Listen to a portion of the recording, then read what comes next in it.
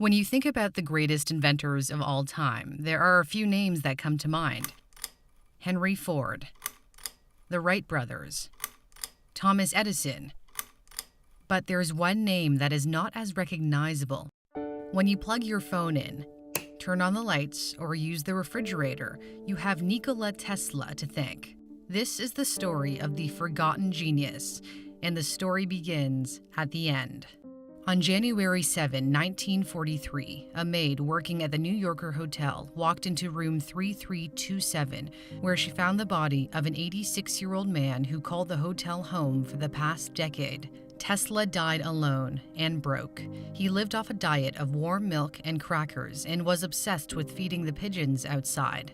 One of the greatest inventors of all time faded into obscurity and died penniless. There is a reason why this happened, which will become clear by the end of this story. Tesla was born in the town of Smiljan in present-day Croatia on July 10, 1856. He was born during a lightning storm. According to family legend, the midwife said halfway through the birth, "This child will be a child of darkness," to which his mother replied, "No, he will be a child of light." Little did she know how prophetic those words would be. When Tesla was 5, he witnessed his older brother fall from a horse and later die. This would haunt him for the rest of his life. As a child, he began seeing visions accompanied by flashes of light, confusing what was real and what was imaginary. This never went away. The visions spurred his ability to conceive inventions in his head in such detail that he didn't even need to draw them out. He explained how the designs were perfected in his mind in an article in 1919. "Invariably, my device works as I conceived that it should, and the experiment comes out exactly as I planned it. In 20 years, there has not been a single exception." Tesla credits his mom for his interest in invention. Juka Mandic invented small household appliances in her spare time. She had an eidetic memory, the ability to recall an image from memory with high precision, and she passed this on to her son. Tesla's father was a priest and wanted him to become one too, but Tesla was interested in engineering. When he contracted cholera as a teen and nearly died, his father promised to send him to engineering school if he survived, and miraculously he did. He went to study in Austria at the Technical College of Graz, where he is said to have worked from 3 a.m. until 11 p.m. every day. Professors were worried that he would die from exhaustion. Tesla had a beautiful mind. He could perform calculus in his head and spoke 8 languages. He was a good student at the start, but would not finish school. He dropped out after becoming addicted to gambling and cut ties with his family so they wouldn't find out. His friends didn't know what happened to him either. They thought he drowned in a river. Tesla moved around Europe and eventually ended up in Budapest working as an electrician at a telephone company. While walking around a park in the city one day, he had an epiphany about developing a new way of generating electricity using alternating current. It would be his greatest invention that would change the world. I'll explain more about AC a little later. In 1882, he settled in Paris to work for the French branch of Thomas Edison's electric company. He started off installing indoor lighting, but the managers noticed his talents and had him doing more complicated work, designing and building dynamos and motors. He was soon traveling throughout Europe, fixing problems at other Edison branches. 2 years later, in 1884, Tesla's manager offered him a job at Edison Machine Works in New York City. He agreed and arrived in America with only 4 cents in his pocket because his money was stolen on the boat ride over.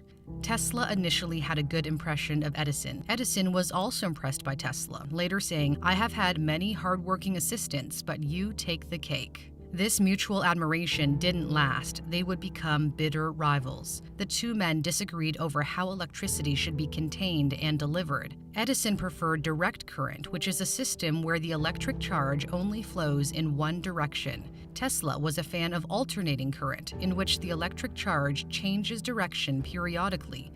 Changing directions is crucial to maintaining a steady supply of electricity because it does not overpower outlets. This means it can provide more power and transmit power over longer distances. It's the reason AC powers our homes and other large appliances, whereas DC powers smaller items like flashlights. But Edison didn't care about AC because it could have hurt the sales of direct current since he owned all the patents for DC. According to Tesla, a manager at Edison's company offered him a $50,000 bonus if he could improve some machines that ran on DC. When he did, the manager refused to pay up. Another account of the story has Edison telling Tesla, "You don't understand our American humor."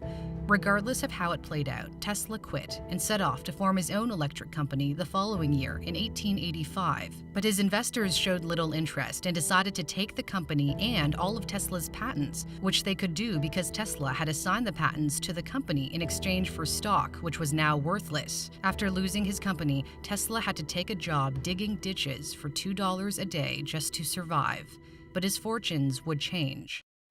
In 1887, Tesla invented an induction motor that ran on alternating current. The motor was the most efficient way to convert electricity to mechanical power. A version of it powers Tesla's vehicles, which took its name from the inventor. He patented the motor and showed it off the following year at the American Institute of Electrical Engineers. That caught the attention of George Westinghouse, a major player in the electric market who realized Tesla's AC motor might just be what he needed to complete his alternating current system and compete against Edison's DC system. So Tesla licensed the patents for the AC motor to Westinghouse for $60,000 and also received stock and royalties. Westinghouse hired him as a consultant for $2,000 a month, which is the equivalent of over $50,000 a month today. The War of the Currents began. Edison tried hard to try to discredit Westinghouse and Tesla.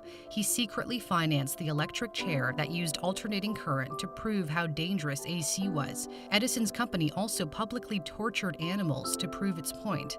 In 1903, they electrocuted a circus elephant named Topsy and produced a film about it called Electrocuting an Elephant. Despite Edison's schemes, good things were happening for Westinghouse and Tesla.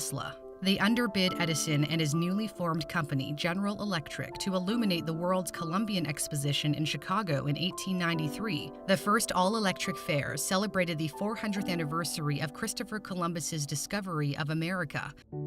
It was clear to the 27 million people who attended that AC would power the future. Their success continued when they beat out Edison's General Electric again to build the world's first alternating current power plant in Niagara Falls. The hydroelectric power station was a massive success and helped light up Buffalo, New York. The building of the plant also meant Tesla became a pioneer in renewable energy. His statue can be found at Niagara Falls today. Westinghouse and Tesla won the War of the Currents, and direct current was being phased out. But there were problems.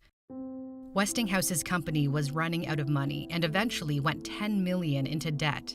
In 1897, he went to Tesla and asked if his royalties could be reduced in a desperate attempt to save the company. Tesla was so compelled by compassion for his friend that he ripped up his contract.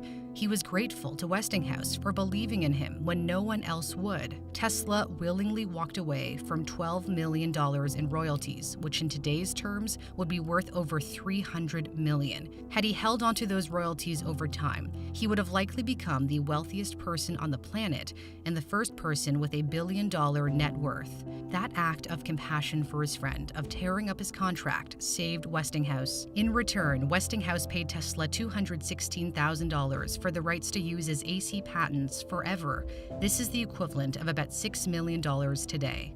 With that money, Tesla became financially independent and set up a series of laboratories in New York for new projects, where he was visited by the rich and famous, including his close friend and one of the greatest American writers of all time, Mark Twain. This was his period of many inventions. He held over 300 patents in his lifetime. He created an early version of neon lighting, the Tesla turbine, a bladeless turbine for vehicles. He pioneered X-ray technology by experimenting with radiation. This is an X-ray of his own hand. Another standout invention was one of the first remote controls. In 1898, he controlled a miniature boat at Madison Square Garden in New York. It was so far ahead of its time that the crowd thought he was using magic to make it move. That would be the ancestor to today's remote-controlled drones. One of his most well-known inventions is the Tesla coil, a device that can produce large amounts of high-voltage electricity. Because of the coils, he discovered he could send and receive powerful radio signals when they resonated at the same frequency. Tesla was getting ready to broadcast his first radio signal, but disaster struck. A fire destroyed his lab in 1895. He lost years of research and equipment. Tesla didn't apply for a patent for the radio until 2 years later. The fire would be the turning point in his life that led to a downhill spiral. At the same time that he was working on radio, an Italian entrepreneur, Guglielmo Marconi, was also working on the radio in England. He tried to acquire patent rights in the US, but was turned down because it was too similar to Tesla's. However, things changed when Marconi was able to send the world's first transatlantic radio message in 1901 using 17 of Tesla's patents. Edison then threw his financial support behind Marconi. Tesla had no problem with Marconi's achievements, but in 1904, the U.S. Patent Office suddenly changed its mind and awarded Marconi a patent for the invention of the radio. There has never been a reason given for this decision, but the powerful financial backing Marconi received could explain it. Marconi went on to win the Nobel Prize in Physics in 1911, which was only possible due to Tesla's work. Tesla was furious and sued Marconi. The case dragged on in court for years and was only settled in Tesla's favor after his death. That radio incident negatively impacted the rest of Tesla's career. For example, Tesla was obsessed with bringing wireless communication to the world and built a huge wireless transmission station in Long Island, New York, called Wardenclyffe Tower. He imagined a world where we could send and receive messages wirelessly. He was, again, well ahead of his time. But financial backers did not have enough faith in his project. They pulled out and banked on Marconi's radio invention instead. This left Tesla in financial ruin. He had no choice but to abandon his dream project in 1905 and eventually lost Wardenclyffe Tower to foreclosure. Tesla's mental health deteriorated. He lived his last decade in the New Yorker Hotel, beginning in 1933. Westinghouse Corporation hired him as a consultant and paid for his room. He lived rent-free but died in debt. So why did one of the greatest inventors of all time fade into obscurity and die penniless? You could say Tesla was unlucky at times, like when the fire burned down his New York lab. But the main reason is because Tesla was not a capitalist. He made decisions that those with more business acumen would not have made, such as giving up his royalties for the AC motor. He wasn't concerned about money. He was concerned about the pursuit of science for the betterment of humanity. He wanted to change the world, and he did.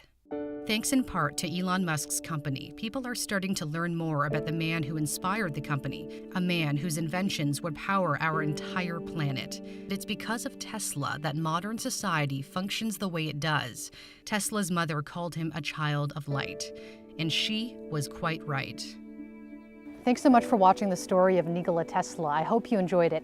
I'm Cindy Palm. If you like what you saw, subscribe to my new channel. I also started a Patreon where you can make a monthly contribution, and this will go a really long way toward helping this channel grow. See you soon.